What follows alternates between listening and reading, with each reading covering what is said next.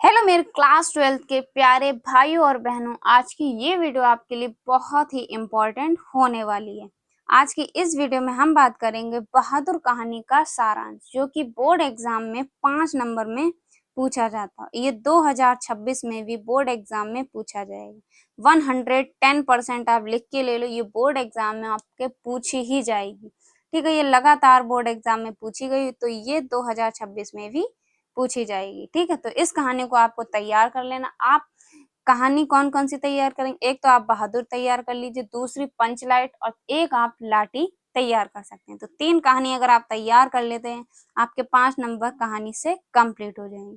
तो आज की इस वीडियो में हम बात करेंगे कहानी बहादुर की। अगली वीडियो आपको पंचलाइट की मिल जाएगी। इसी टाइप से हम आपको तीनों कहानी करवा देंगे। तो इसके लिए क्या करना है, आपको चैनल को सब्सक्राइब कर लेना और वीडियो को लाइक करना है।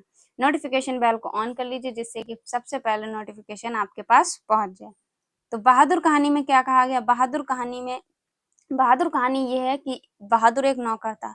तो वो मध्यम वर्गीय परिवार में क्या था? नौकर था। उसके साथ किए गए अत्यधिक कटु व्यवहार के ऊपर ये कहानी है। ठीक है, तो बहादुर कहानी के लेखक कौन थे? बहादुर कहानी के लेखक हैं अमरकांत जी। ठीक है, बहादुर कहानी के लेखक कौन है? अमरकांत जी। ठीक है, तो आपको कॉपी में कैसे लिखना होगा? आपको यहाँ पे बीच में डालना होगा बहादुर, और यहाँ पे आप लेखक का नाम लिख सकते हैं। इससे क्या होगा, कॉपी अच्छी भी लगेगी।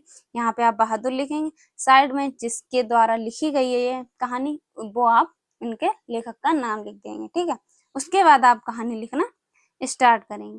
तो यहाँ से क्या हो जाएगी, आपकी कहानी स्टार्ट हो जाएगी। क्या लिखा? अमरकांत जी द्वारा लिखी कहानी बहादुर एक मध्यम वर्गीय परिवार में नौकर के साथ परिवारजनों द्वारा किए गए अत्यधिक कटु व्यवहार की कहानी है। तो जो अमरकांत जी ने कहानी लिखी है, इसमें क्या है? बहादुर के साथ जो अत्यधिक कटु व्यवहार है उसकी कहानी, मतलब जो नौकर था बहादुर, उसके साथ अत्यधिक कटु व्यवहार की कहानी है। ठीक है, तो इसमें क्या है, लेखक अमरकांत जी हैं, उन्होंने अपने आप को ही, मतलब स्वयं को कहानी का पात्र बनाते हुए कहानी की आत्मकथात्मक रूप की रचना। ठीक है, इतना लिखने के बाद आप क्या कर देंगे? पैराग्राफ चेंज कर देंगे। यहाँ तक लिखने के बाद पैराग्राफ चेंज, इसी टाइप से आपको लिखना होगा। उसके बाद लिखेंगे, अपने से संपन्न रिश्तेदारों के घर नौकर द्वारा जुटाई गई सुविधा और शान को देखकर लेखक की पत्नी निर्मला, अमरकांत जी की जो अमरकांत लेखक जी हैं, उनकी जो पत्नी निर्मला, वह भी क्या चाहती थी कि स्वयं भी एक नौकर रख लें।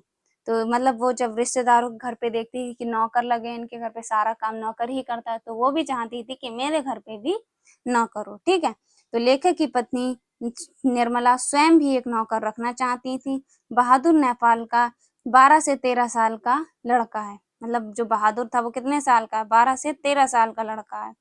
12 से 13 साल का लड़का जो अपनी माँ के दुर्व्यवहार से तंग आकर घर छोड़कर कहाँ आ गया? शहर चला आया। ठीक है, और निर्मला के परिवार में नौकर रख लिया गया।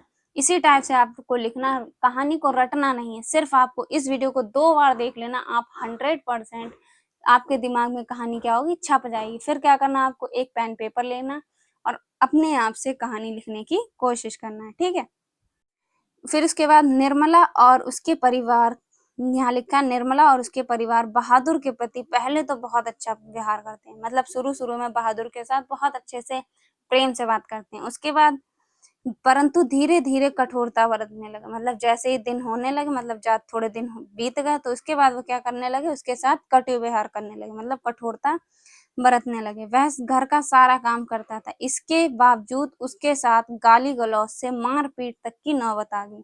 मतलब वह घर का सारा काम भी कर देता था, फिर भी उसको गाली दी जाती थी, उसके साथ मार पीट भी की जाती थी। झूठी चोरी का इल्जाम लगाकर उसे अपमानित किया गया और उस पर झूठी चोरी का इल्जाम भी लगा दिया गया।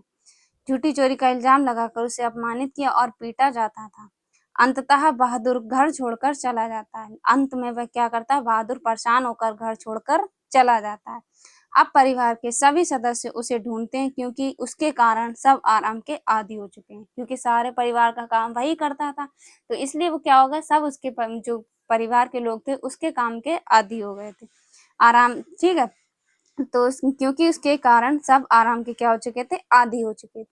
बहादुर की उपयोगिता देखकर सब अपना घरेलू कार्य करने से घबराते हैं, क्योंकि बहादुर सारा काम ही कर देता था, तो सारे लोग अब काम अपना घरेलू जो कार्य है वो करने से क्या करते हैं, घबराते हैं। बहादुर के घर छोड़ जाने के बाद वे सभी पश्चाताप करते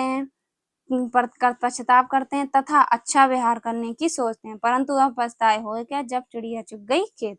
इसमें ये कहा जा रहा है कि अब क्या पछताए, जब उसके साथ पहले तो खूब मारपीट गाली गलौज की, जब वो चला गया तब आप सोच रहे हैं कि अब अगर आ जाएगा तो उसके साथ हम अच्छा व्यवहार करेंगे, तो उससे पहले ही अच्छा व्यवहार कर लेते तो ये नहीं होता। तो इसमें यही कहा जा रहा है कि परंतु अब पछताए हो क्या, जब चिड़िया चुग गई खेत। ठीक है।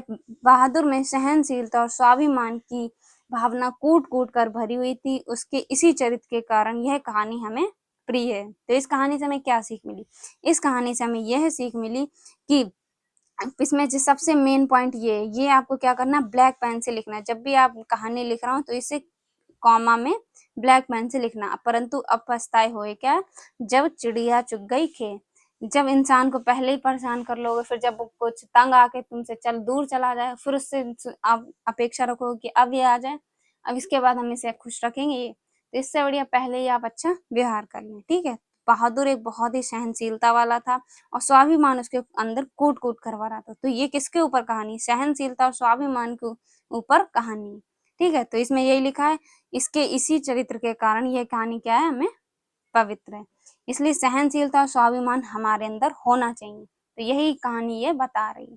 तो ये कहानी आपके बोर्ड एग्जाम में 5 नंबर में पूछी जाती है और ये बोर्ड एग्जाम में आपके 5 नंबर 101% कंप्लीट करेगी। बाकी अगली वीडियो आपको मिलने वाली है पंचलाइट कहानी की। और अगर आपको हिंदी के इंपॉर्टेंट क्वेश्चन ढूंढ रहे हैं तो हिंदी के इंपॉर्टेंट क्वेश्चंस की हमने प्लेलिस्ट लिंक डिस्क्रिप्शन बॉक्स में बना दी है, जो आपके 2026 यूपी बोर्ड एग्जाम के लिए बहुत ही इम्पोर्टेंट होने वाली है। उसमें आपको सारे इम्पोर्टेंट निबंध पत्र और एमसीक्यू क्वेश्चन, जितने भी इम्पोर्टेंट क्वेश्चन आपके बोर्ड एग्जाम में पूछे जाते हैं, सारे हमने उस प्लेलिस्ट में ऐड कर दिए। तो जाकर उस प्लेलिस्ट को जरूर से जरूर देख लीजिए। मिलते हैं आपसे एक और अगली इम्पोर्टेंट वीडियो में, तब तक के लिए जय हिंद, जय भारत।